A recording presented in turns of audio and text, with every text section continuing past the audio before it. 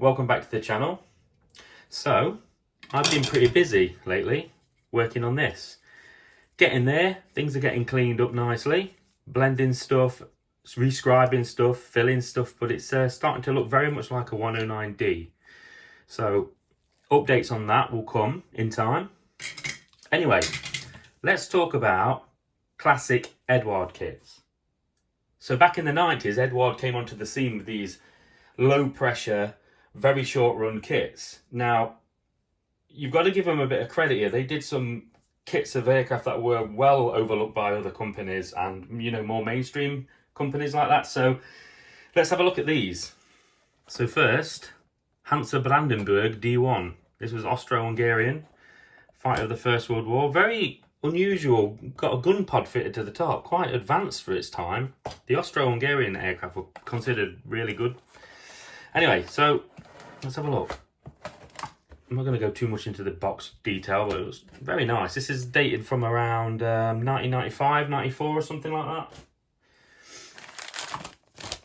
Classic 90s low pressure, short run technology here. Takes a lot of cleaning up. I mean, where else are you going to get one of these? I believe CSM are doing a 32nd scale one now. Awesome. But so you've got huge sprue gates, flat pieces, a little bit of flash here and there. So you've got the instructions.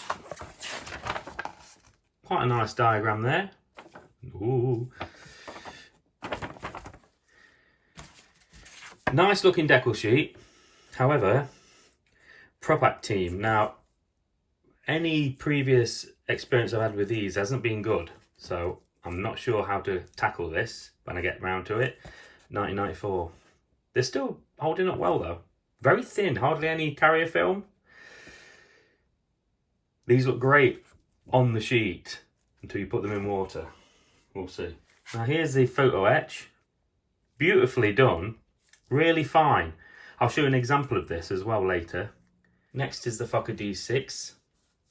Bit of an interim aircraft this, a mix between a DR1 and a D7. This has been done in 32nd scale by Roden, I think. Strange looking aircraft, really. But look at this. So very similar to the previous model, the Hansa Brandenburg. Nice looking etch parts here. Seat. These little triangular things are sort of the cheeks that fit inside the cockpit, like sort of made of plywood. You can see it's quite a prominent feature on this type of aircraft. Cockpit floor, push rods and all that detail for the engine. Gun barrels. Really good, really nice looking detail there. As with the Hansa Brandenburg, low pressure moulded parts. Will take a little bit of a clean up. But I find World War I aircraft easier to build than Second World War or onwards because there aren't really any blended parts. So you can sort of build everything sort of modular. And there's not many panel lines either to rescribe, so which is always a great thing. So, you know, they're not that bad. But out of the box, even now, this could be made into a beautiful kit. Some resin parts. I think they're the gun breeches. Little filler cap, magazine, drum magazine for the machine gun, or machine guns should I say, and then you got like a cast metal engine.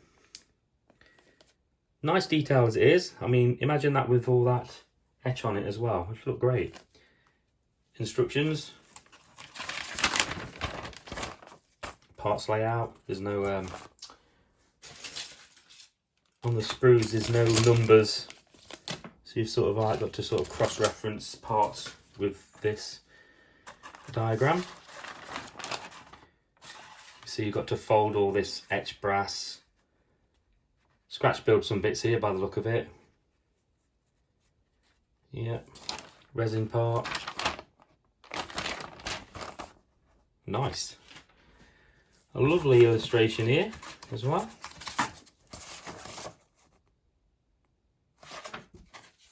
Now, very nice looking, well printed, no cracking despite its age, hardly any carrier film. This looks amazing. If these work, these will be fantastic, but they're by Propack team, so We'll have to see. I hope they do work out well because they look great. Lozenge, as with the other decals, looks very good. I don't know how accurate it is. I know there's a lot of people out there who's, oh, it's not right. I do believe you can get much better lozenge now from companies like Aviatic and the like, so not really too concerned about that. And now, very, very strange looking aircraft this. From the Never Fighting Ladies series. Wow. Instructions, as like the previous two kits, same sort of layout, lots of etched decals. Instructions require folding of etched parts and the like, etched parts to fit onto the plastic. Look at that thing, looks like something Dastardly and Muttley would be flying. Look at that. Catch the pigeon. Bit of information on the aircraft. Decals once again by Product Team, dated from 1995. I might try some of that. Is it micro scale? The stuff you can paint onto the decals to save them. That might work. I'll try that. Etch parts, as with the other two kits. So you've got to fold up the edges, build a little cockpit tub sort of thing, so to speak. Film dials.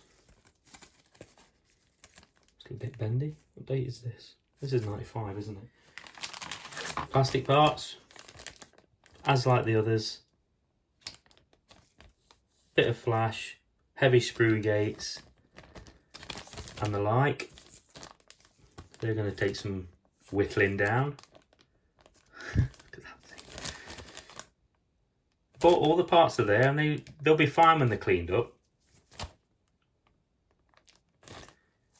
Don't know what that is. That doesn't belong in this kit.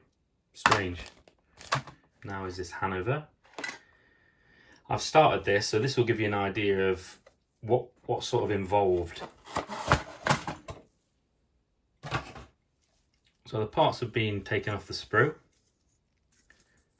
Plugs sanded down. There's going to be a lot more work involved in the cockpit, smoothing all this down. The parts go together nicely. Ooh, a little bit of a gap there. All this will fill and sand. So here is the etched parts. I'll put them on a piece of stick so I can work with it. I've had to bend that. I've built this front bit out of plastic card because the original was a little bit too flimsy. But this is the sort of thing you're expected to do. But once painted, and extra detail added, it looks quite beautiful, I think. It's very fine, really nice. A cast engine.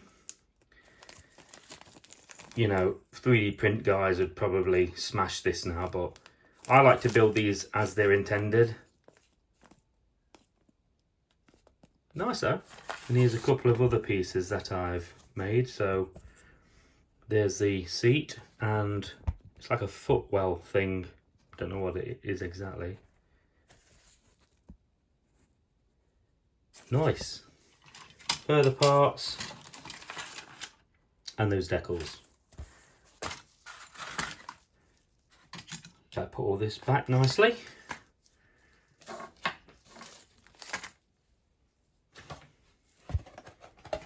So that's my little review of these older kits, which are often overlooked nowadays, but I still think there's a lot of potential in them. I'd like to say thank you also. I've got almost 50 subscribers. Woohoo! Not too bad. There will be plenty of stuff coming. Messerschmitt 109 build, a few more reviews as well. I just want to say thanks a lot for watching, and see you soon. Thank you.